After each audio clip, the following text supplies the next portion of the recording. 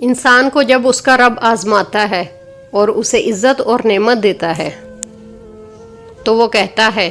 کہ میرے رب نے مجھے بہت عزت دی، اور پھر جب اس کا رب اس کو آزمائش میں ڈالتا ہے اور اس کا رزق تنگ کر دیتا ہے تو وہ یہ کہتا ہے میرے رب نے مجھے ذلیل ہی کر دیا۔ ہرگز نہیں، بلکہ یہ اس وجہ سے ہے کہ تم یتیم کی عزت نہیں کرتے اور ترغیب نہیں دیتے ایک دوسرے کو مسکین کو کھانا کھلانے کی،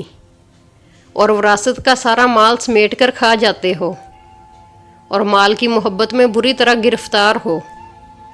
وہ وقت یاد کرو جب زمین کو کوٹ کوٹ کر ریزہ ریزہ کر دیا جائے گا اور تمہارا رب خود جلوہ فرما ہوگا اور فرشتے صف در صف کھڑے ہوں گے اور جہنم سامنے لائی جائے گی۔ اس دن انسان کو سمجھ آئے گی، مگر اس دن سمجھنے کا کیا فائدہ؟ وہ کہے گا کاش کہ میں نے اپنی اصل زندگی کے لیے کچھ آگے بھیجا ہوتا۔ پھر اس دن اللہ جو اسے عذاب دے گا ویسا عذاب دینے والا کوئی نہیں،